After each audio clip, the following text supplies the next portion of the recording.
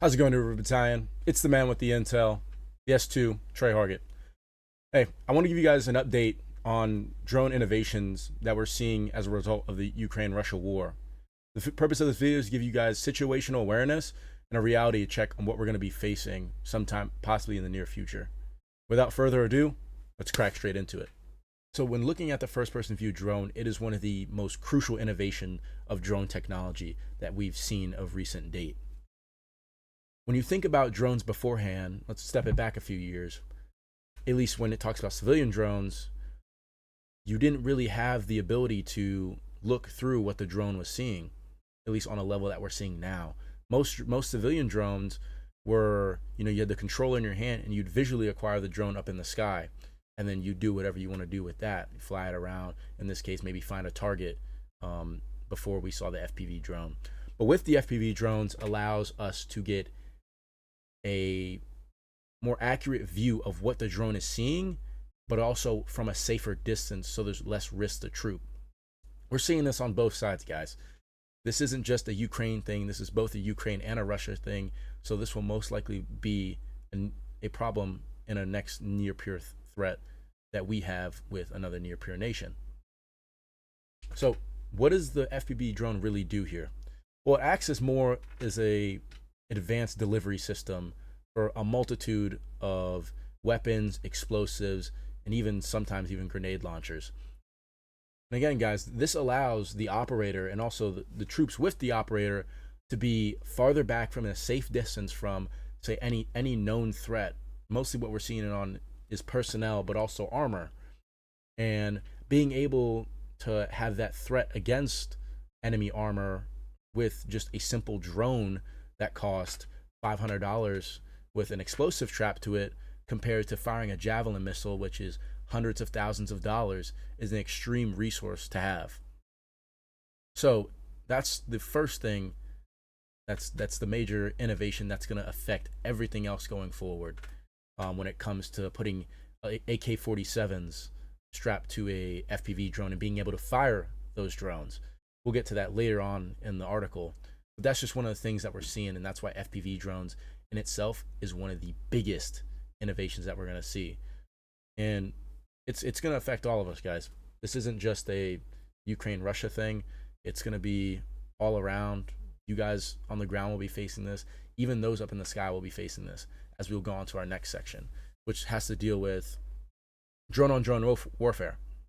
So, of course, with these drones, they can go up high into the air and also be able to keep up with what we've seen to be Russian spy drones or UAV drones. So going down just to this video here, you can see this drone here trying to chase down this UAV or ISR platform. And we can see it actually land here.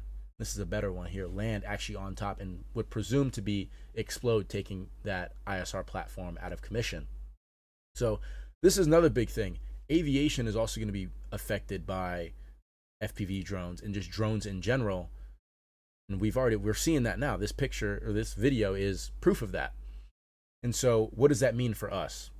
In terms of aviation, Army aviation's it's gonna be very limited here. And we're already seeing our Army kind of take that into account with, Ranger School, with rucks being at a longer distance. From what I hear from cadre and other people that I've talked to, some in the rotations at JRTC and NTC, the movements are even longer than before, because you're not going to be able to get dropped off by a helicopter if there's any type of UAS threat in the area. And what we're seeing now is there are some detection methods, but when you're flying the drones low level, if they know where you are, they will find you, and it's an extreme risk to troop to try to fly that aircraft in, but also those lives on that aircraft. So this is like taking out Army aviation is an extremely limiting, at least, capability that we would have, because without that, we're going to be more resupplies are going to be longer. Our movements are going to be longer, and you're not going to have the necessary assets to be able to, push forward or maybe get deeper in within enemy territory. Moving on, we have the innovation of certain types of munitions or kind of effects that you can have with the drone. Pictured here is something that is called Dragon's Breath. It's basically taking, from what I've done the research on, is either thermite or magnesium, and being able to light up a tree line with this. So in this example, there are enemy troops or Russian troops in this tree line pictured here. And what they're doing, since the typical SOP in reality for any drone or any type of flying object over you is to seek overhead coverage. So, but what we're seeing here is something that has no risk to troop by the user, and will be able to force those troops out, because what is this doing? It's setting fire to anything that's dry. So it's going to make this whole tree line catch on fire. And then what's that going to do? It's going to force the enemy out into basically a kill box for you to prosecute those targets and, complete the mission or move on with your mission. Another thing we're seeing, as I pictured here, as I was talking about beforehand, is an AK-47 strapped to a drone that can be flown in and actually shoot. So what does that mean for us? Like, so what's the so what behind that? Imagine you're in a patrol base in the middle of a near peer country. They have drones, you have drones. Let's say your drone detector's not working. This AK is suppressed. So in theory, until they could shoot at you and you wouldn't know where it is, you'd hear the feedback of the rifle, but at the end of the day, you would be getting shot at from every direction, because this drone's going to move around you and still be shooting at you. And especially if they're equipped with night vision, even thermals, which is the worst of the worst, if you're thinking about being on the ground and having to face that.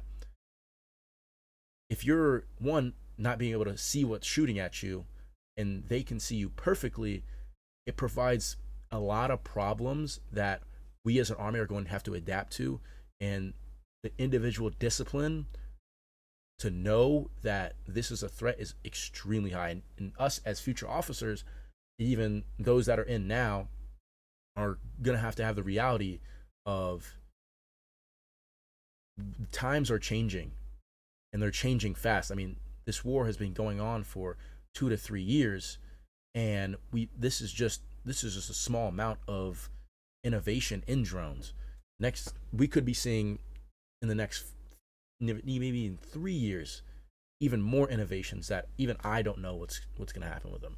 Are we going to see drones that can drop dirty bombs, which are maybe some type of biological or nuclear on a smaller scale, but still can affect a wide range of areas?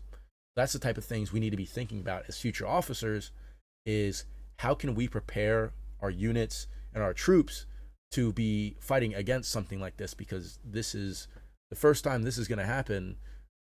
No one's going to know how to react. From what I've seen, there are little SOPs on how to deal with stuff like this because it hasn't been done before.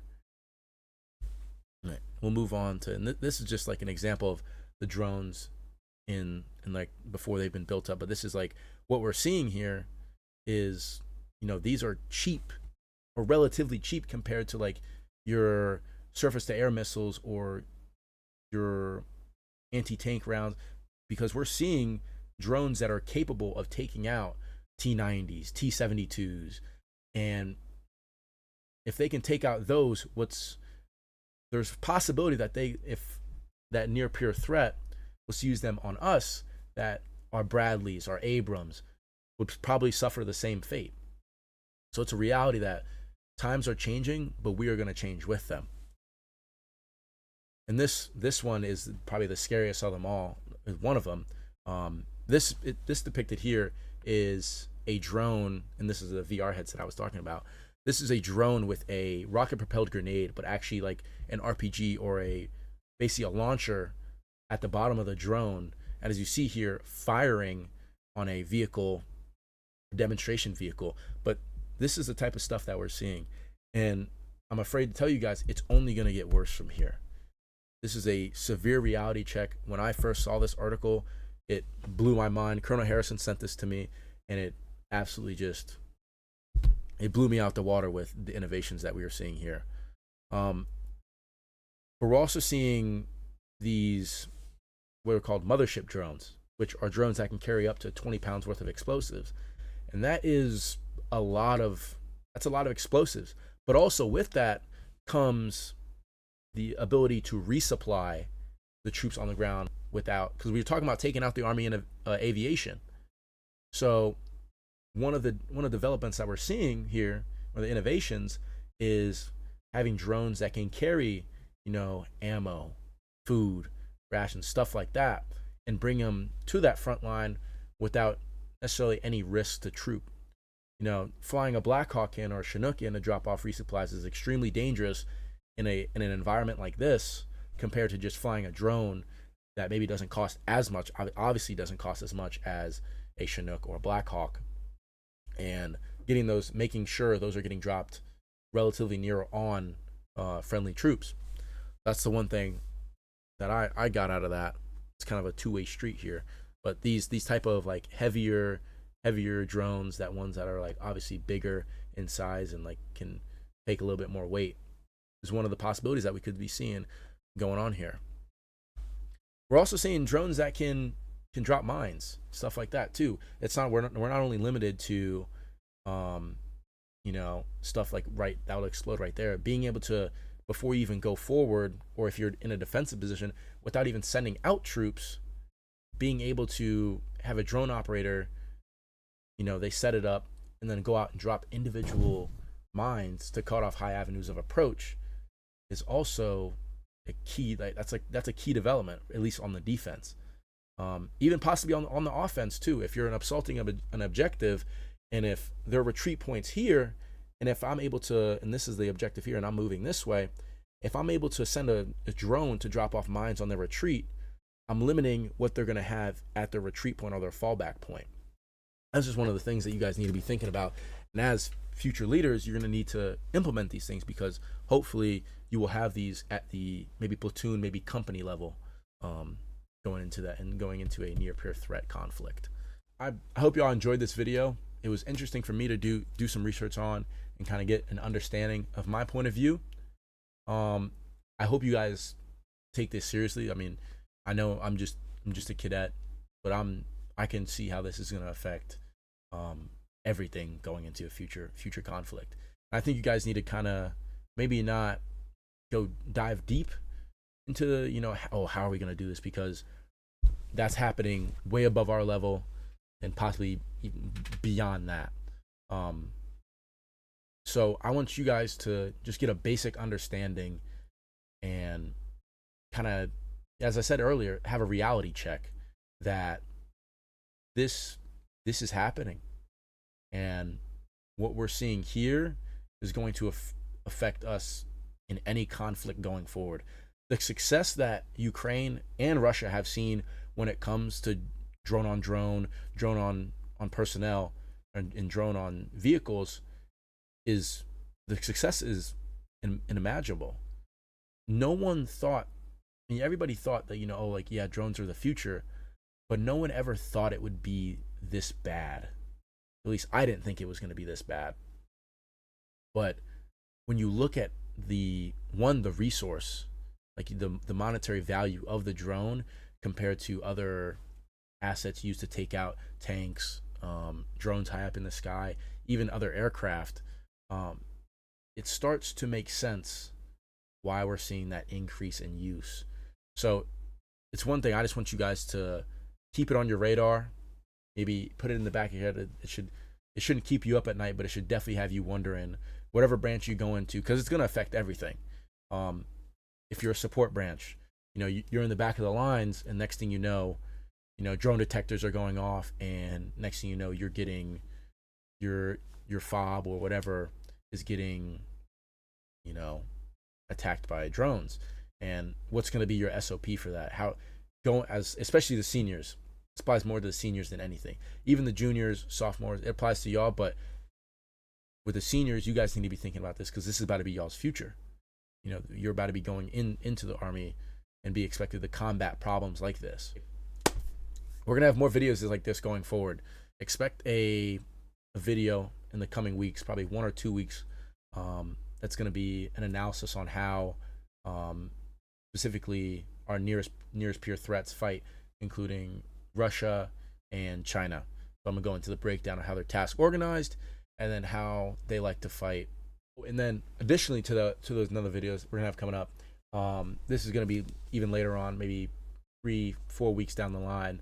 This is gonna be taking the lessons that we see here and more specifically dive deep into. It's a report done by the Institute Study of War, on how taking the lessons from these kind of lessons here, the innovations and lessons learned in Ukraine, and seeing how those can apply to Taiwan and the defense of Taiwan against China if the time came.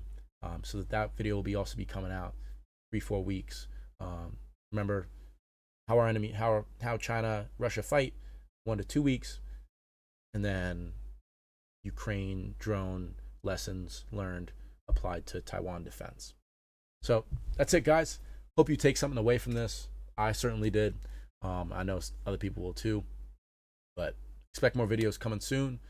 Already know, man with the intel, Tre Hargett, signing off.